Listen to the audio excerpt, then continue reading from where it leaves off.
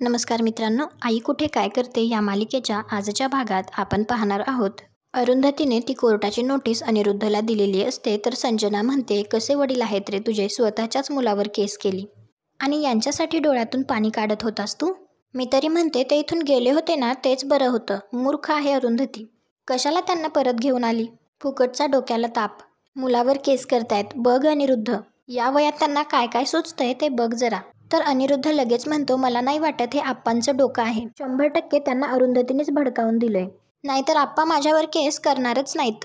तर संजना म्हणते, अरे आप्पांचं जाऊ देत, अरुंधती जे म्हणेल आप्पा तेच करणार आहेत. पण आई, मला आईंचं आश्चर्य वाटतंय. त्यांचं प्रेम होतं ना तुझ्यावर, मग तसं दाखवत तरी होत्या त्या.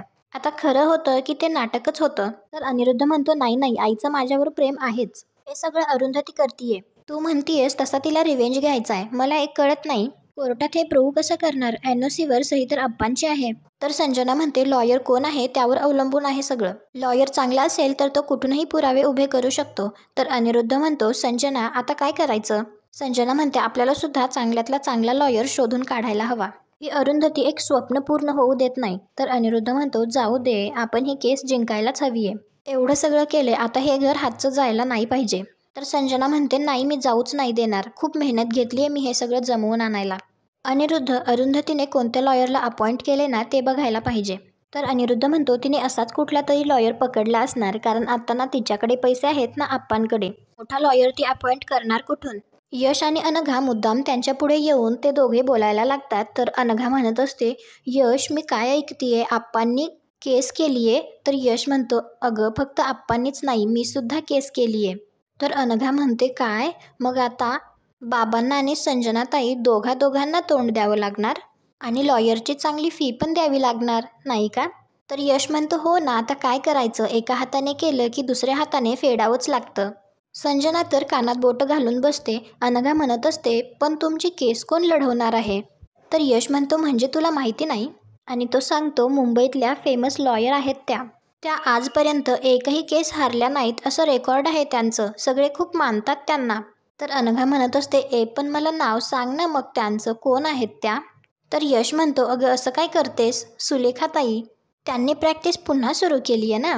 काय आता त्यांनी ही केस हातात घेतली आहे म्हणल्यानंतर ती जिंकल्यासारखीच आहे. इकडे आप्पा समृद्धी बंगल्याकडे बघत उभे असतात. त्यावेळी तेथे अरुंधती येते. तर आप्पा म्हणतात, अरुंधती, आपल्याकडे म्हणतात की शहाण्या माणसाने कोर्टाची पायरी चढू नये, पण आज माझ्याच मुलाने मला ती चढायला भाग पाडलं. तर अरुंधती म्हणते, काय करणार आप्पा, नाईलाज आहे. आतापर्यंत या अशा गोष्टी फक्त बाहेरून ऐकल्या होत्या आपण. आपल्या घरात घडेल असं स्वप्नातही वाटलं नव्हतं. आप्पा म्हणतात, अनिरुद्धने खूप मोठी चूक केली आहे. आपण त्याला धडा शिकवायला पाहिजे हे मला मान्य आहे, पण त्याला कोर्टात खेचणं हे कितपत योग्य आहे. तर अरुंधती म्हणते, मग न्याय कसा मिळणार आपल्याला. गुंडगिरी करून, धमक्या देऊन, त्यांच्यासारखी फसवाफसवी करून न्याय मिळवायचा आहे का. तर आप्पा म्हणतात, छे छे, ते आपल्याला जमायचं सुद्धा नाही. अरुंधती म्हणते, तेच म्हणतीये मी आप्पा, ते आपल्याला जमणारच नाही, कारण त्यांच्यात आणि आपल्यात जमीन आसमानचा फरक आहे. आपल्यासारख्या माणसांसाठीच न्यायसंस्था तयार झाली आहे. तुम्ही काळजी करू नका, आपण काहीही गैर करत नाही आहोत. आपल्याकडे हा एकच मार्ग आहे. तर आप्पा म्हणतात, अरुंधती तू म्हणतेस हे सुद्धा पटतंय ग मला, पण एकदा कोर्ट कचऱ्या सुरू झाल्या ना की ते वर्षानुवर्ष चालतं. तर अरुंधती म्हणते, तुम्ही निर्णय घेतलाय आप्पा, आता त्याचा विचार करू नका, लागायचा तेवढा वेळ लागू देत. त्यावेळी बोलत बोलत अरुंधतीला आप्पांकडून समजतं की त्यांनी कांचनला भजनी मंडळात पाठवलंय. ती सारखं खिडकीतून समृद्धीकडे बघत रडत असते. तिला त्रास होतोय हे मला माहिती आहे, पण रडत बसण्यापेक्षा बाहेर कुठेतरी मन रमवायला नको का, म्हणून मी तिला बळेच भजनी मंडळात पाठवलं, असे ते अरुंधतीला सांगतात. आप्पा म्हणतात, ती जर घरात राहिली असती तर सारखं अनिरुद्धचा विचार करत बसली असती. आई आहे ती शेवटी, तिला वाईट वाटणारच, पण जरा 4 बायकांमध्ये गेली तर गप्पा होतील, तिचंही मन रमेल. तर अरुंधती म्हणते, त्यांना होणारा त्रास मी समजू शकते आप्पा, शेवटी आईचं हृदय आहे. माझीही 2 मुलं यात सामील आहेत, काय करणार, वाईट वाटतंच. तर आप्पा म्हणतात, अरुंधती आता जे आहे ते आहे, मला जरा तुझ्याशी महत्त्वाचं बोलायचं होतं. आप्पा अरुंधतीला म्हणतात, सुलेखाताई फीस घेणार नसल्या तरी बाकीच्या कामांसाठी आपल्याला पैसे लागणार आहेत. मी माझ्या पेन्शनमधून काही पैसे बाजूला काढून त्याच्या FD केलेल्या आहेत. उद्या तू माझ्याबरोबर चल, आपण त्या मोडूया. त्याचे पैसे मी तुला देतो, म्हणजे आपलं कुठे काही अडायला नको. तर अरुंधती म्हणते, आप्पा त्याची काही गरज नाहीये, तुम्ही पैशांचा विचार करू नका, ते मी बघते. आप्पा म्हणतात, अरुंधती अगं असं काय करतेस? सगळ्या जबाबदाऱ्या तूच का घेतेस? आम्हाला सांभाळण्याची जबाबदारी पण तूच घेणार, कोर्टाचं पण तूच बघणार. अगं निदान आर्थिक बाजू तरी मला सांभाळू दे. तर अरुंधती म्हणते, तुमचा माझ्यावर विश्वास नाहीये का? मी हे सगळं करू शकेल असं वाटत नाही का तुम्हाला? तर आप्पा म्हणतात, अगं असं काय बोलतेस अरुंधती, माझा पूर्ण विश्वास आहे तुझ्यावर. तर अरुंधती म्हणते, मग झालं तर निश्चिंत राहा, मी आहे, मी सगळं सांभाळेन. हे ऐकून आप्पांना खूप बरं वाटतं. कांचन बाहेर असते त्यावेळी अनिरुद्ध आणि संजना तिच्याजवळ जातात आणि अनिरुद्ध म्हणत असतो, आई प्लीज माझं ऐकून घे. तर कांचन म्हणते, आता काय ऐकायचं बाकी राहिलंय? अनिरुद्ध म्हणत असतो, आई मी काही आप्पांना फसवलेलं नाहीये, तुझी शपथ. तर कांचन म्हणते, खोटी शपथ पण घ्यायला लागलास तू? अरे बरोबर आहे रे. आई मेली तरी तुला काय वाटणार आहे?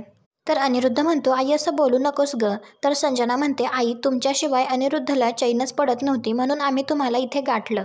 तिथे आलो असतो तर आप्पांनी बोलू दिलं नसतं. तर कांचन म्हणते, तू तर माझ्याशी काही बोलूच नकोस. माझा अनिरुद्ध असा नव्हता, तू त्याला बदलवलंस. तर संजना म्हणते, नाही हो आई, तुमचा अनिरुद्ध बदललेला नाहीये, तो हे सगळं त्याच्या मुलांसाठी करतोय. तर अनिरुद्ध म्हणतो, आई प्लीज एकदा माझं म्हणणं ऐकून घे, नंतर वाटलं तर माझ्याशी बोलू नकोस. आई मला सांग, एवढा मोठा बंगला आप्पांना मेंटेन होतोय का? किती पैसा खर्च होतोय त्यावर? आणि मला सुद्धा वाटतं ना माझ्या आई वडिलांनी माझ्या मुलांनी चांगल्या घरात राहावं. तर संजना म्हणते, आणि हो ईशाला अभिला पैशांची गरज आहे, त्यांचं इन्कम 0 आहे. शिवाय विशाखा, तिची परिस्थिती तर तुम्हाला माहितीच आहे. तुम्हाला वाटत नाही का तुमच्या मुलीचं सगळं चांगलं व्हावं, असं वाटत नाही का तुम्हाला? तर कांचन म्हणते, वाटतं ना, मलाही खूप वाटतं. तर संजना म्हणते, आई अहो तुम्हाला जसं विशाखाबद्दल वाटतं तसंच अनिरुद्धलाही वाटतं. धाकटी बहीण आहे ती त्याची, खूप प्रेम आहे त्याचं विशाखावर. आई अनिरुद्धने हे सगळं अभि, ईशा, विशाखासाठी केलं, त्याचा काही स्वार्थ नाही हो यात. तर कांचन म्हणते, पण यांना का फसवलं तुम्ही? त्यांना न सांगता कागदपत्रांवर सह्या घेतल्या यांच्या, लाज नाही वाटली तुम्हाला? तर संजना म्हणते, आई हो आमच्याकडे दुसरा पर्यायच नव्हता. अनिरुद्ध सुद्धा म्हणतो, आई मी आप्पांना किती समजावलं पण ते ऐकायलाच तयार नाहीयेत, आणि मला इतरांची दुःख बघवली नाहीत म्हणून मी आप्पांची सही मिळवली. आणि आई तूच म्हणतेस ना, काहीतरी चांगलं होणार असेल तर थोडं खोटं बोललं तर चालतं. मी इतरांच्या भल्यासाठी हे सगळं केलंय, मला माफ कर. तर कांचन म्हणते, अरे मग हे सगळं स्पष्ट सांगायचं ना त्यांना, तू जर हे सगळं सांगितलं असतंस तर हे चिडले नसते. तर संजना म्हणते, आई हो आम्ही हे आप्पांना सांगण्याचा खूप प्रयत्न केला परंतु ते ऐकायलाच तयार नव्हते, आणि मग तुम्ही घर सोडून गेलात आणि परत आलात तर इथे राहायला आलात, मग कधी बोलायचं होतं? तर कांचन म्हणते, ठीक आहे ग, मी बोलते यांच्याशी. तर अनिरुद्ध म्हणतो, आप्पांनी माझ्यावर केस केली आहे, ती तू त्यांना मागे घ्यायला सांगशील का? तर कांचन म्हणते, नाही नाही, ते काही मी सांगू शकत नाही. अनिरुद्ध म्हणत असतो, आता मी काही माझ्या वडिलांच्या विरोधात कोर्टात उभा राहू का? आई मला हे सगळं सहन होत नाहीये. तर संजना सुद्धा म्हणत असते, आई हो प्लीज आप्पांना सांगा ना. अनिरुद्धला खूप टेन्शन आलंय हो या सगळ्याचं. अहो रात्री तो दचकून उठतो, मला तर भीती वाटते. आज त्याला हार्ट अटॅक येऊन गेला आई. अनिरुद्धला परत काही झालं ना तर? तर कांचन म्हणते, माझ्या अनिरुद्धला काहीही होणार नाही, मी त्याला काही होऊ देणार नाही, मी बोलते यांच्याशी. आणि कांचन तेथून निघून जाते. अनिरुद्ध आणि संजनाने नाटक करून कांचनला मॅनिप्युलेट केलेलं असतं. इकडे नितीन अरुंधतीच्या घरी अरुंधतीला सांगत असतो, 2 दिवसांमध्ये आपली कोर्टात पहिली हिअरिंग आहे, आपल्याला त्याची खूप तयारी करायला लागणार आहे. आप्पांना सुद्धा खूप प्रश्न विचारले जातील. आप्पांना जराशी झोप लागत असते, त्यामुळे अरुंधती आणि यश त्यांना आतमध्ये आराम करायला पाठवून देतात. आप्पा आतमध्ये निघून गेल्याच्या नंतर नितीन म्हणतो, या वयात शांत आयुष्य जगायचं तर काय वेळ आली आहे बिचाऱ्यांवर. आपल्याला खूप तयारी करायला लागणार आहे, कारण अनिरुद्ध आणि संजना हे सुद्धा वकील हायर करतील, तो उलटसुलट प्रश्न विचारू शकतो.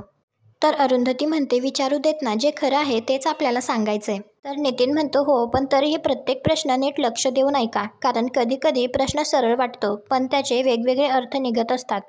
तर यश म्हणतो, सुलेखाताई आहेत ना, त्या सांगतील तसं आम्ही करू.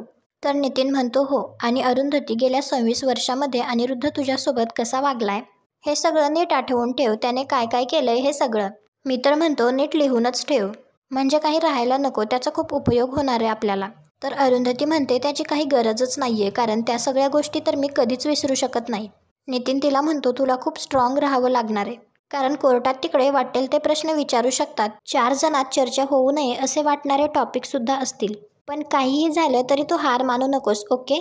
तर यश म्हणतो, आणि आई काहीही झालं तरी तुझ्या पाठीशी आम्ही असणार आहोत, सगळ्यात जास्त चिखलफेक ती तुझ्यावरच करणार. तर अरुंधती म्हणते, कल्पना आहे मला त्याची, माझ्या मनाची तयारी पण झाली आहे, काहीही झाले तरी मी मागे हटणार नाहीये. मला आई आप्पांना त्यांचं घर परत मिळवून द्यायचंच आहे. मी तसं वचन दिलंय त्यांना.